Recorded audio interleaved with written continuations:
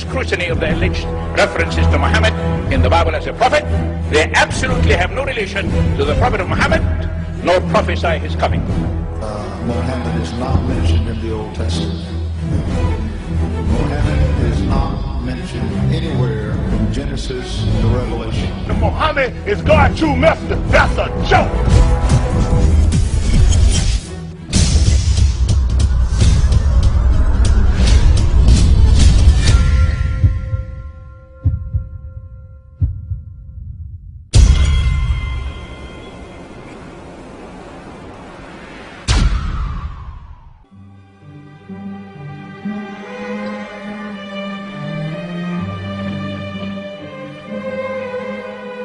Lo, we inspire thee as we inspired Noah and the prophets after him, as we inspired Abraham and Ishmael and Isaac and Jacob and the tribes, and Jesus and Job and Jonah and Aaron and Solomon, and as we imparted unto David the Psalms.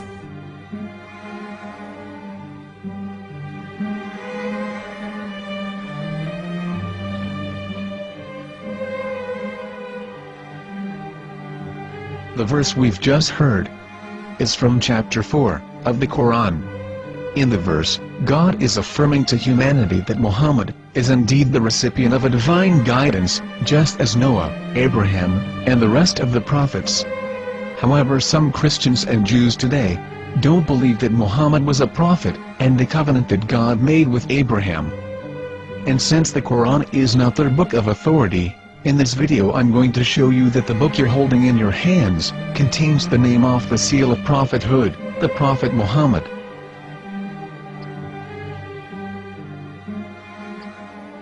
As known, the Old Testament was preserved in the Hebrew language.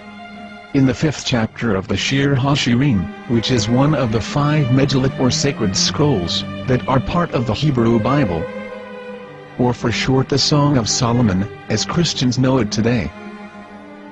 That chapter is discussing someone. Jews will say it is discussing Solomon, while Christians will say it is discussing Jesus. Considering this is the Songs of Solomon, it would seem logical that it is discussing Solomon. The verses, describing this mystery man, have the narrator's speech conjugated in the feminine, meaning it is a woman who is describing this man. So it is possible that it is one of Solomon's wives discussing her husband Solomon. However, Christians assert that Jesus is being discussed, and that the chapter is describing a man who was not yet alive at that point. A prophecy.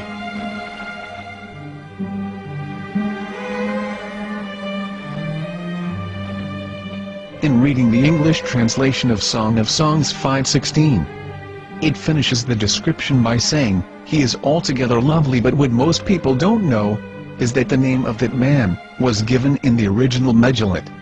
Here is verse 16, and how it is written in ancient Hebrew, before introducing the vowels, in the 8th century. From the Hebrew Bible, on scripturetext.com. Here is the word in question. This word is made of 4 letters. Mem, Het, Mem, Dalet. Now when reading the word as it is written in its original form, with no vowels, it can be read as Muhammad, which is the name of the Muslim prophet, or as Mamad with no A after the H. According to Ben Yehuda's Hebrew English Dictionary, it is correctly pronounced as Muhammad, not Mamad. So how we're going to know for sure if it's pronounced as Muhammad, the Muslim prophet, or as Mamad, a random Hebrew word? The only way is to give the verse to a rabbi, and say to him, "Please read." Here is the Song of Songs 5:16, and how it is read by a rabbi from a Hebrew Jewish site. Please notice, the im in Hebrew is a plural of respect. חיכו ממתקים וכולו מחמדים, זה דודי וזרעי בנות ירושלים. חיכו ממתקים וכולו מחמד, מחמד, מחמד, מחמד, מחמד, מחמדים. זה דודי וזה רעי בנות ירושלים.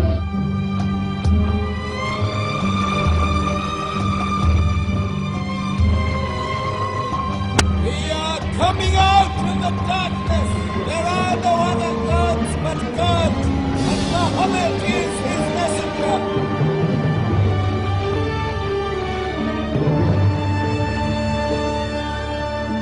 Let the world hear.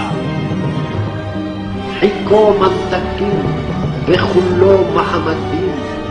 זה דודי וזה רעי בנות ירושלים.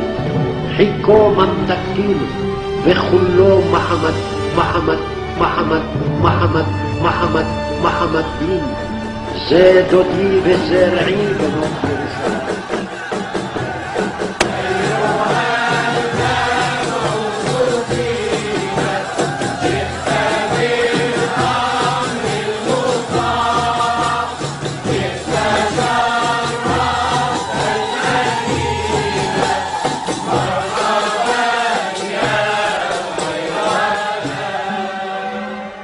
Here is the famous SDL translation tool, which includes a professional human translation, as well as an online translation.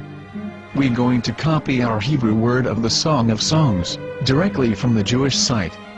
It's the same site, where you can hear the rabbi reading the verse in Hebrew. All links are in the description, so, we're going to copy the word and paste it, and ask, please translate.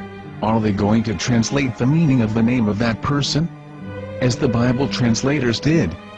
Which is the praised and the lovely one, or are they going to keep the name as it is? Well, see it yourself. Here is the World Lingo translator. The result is the same. It's Muhammad. We have no right. We have no right to translate names of people. Anybody. Your name should be retained. Mr. Black is Mr. Black, though he's white. You have no right to translate names of people. But they have been doing that. Muhammad Ibn, they translated as altogether left. But the word Muhammad is there in the Hebrew language. The word Muhammad is there in the Hebrew language.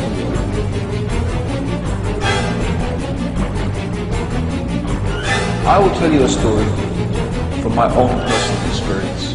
Years ago, I used to spend every Sunday afternoon in a place called Speaker's Corner.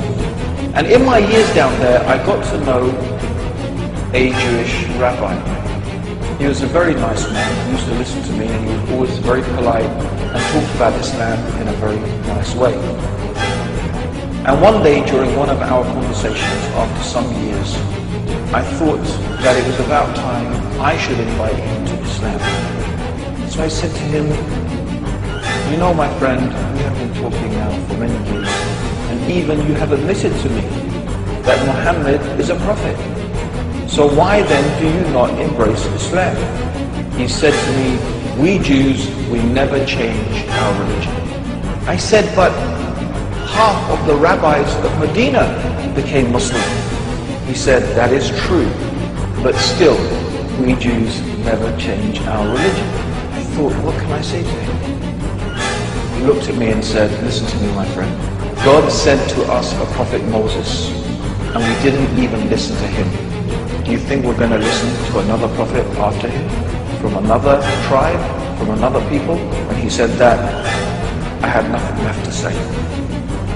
He knew that Muhammad was a prophet. In fact, another rabbi also came up to me and he said to me, we know Muhammad is a prophet, and he quoted to me a passage from the Bible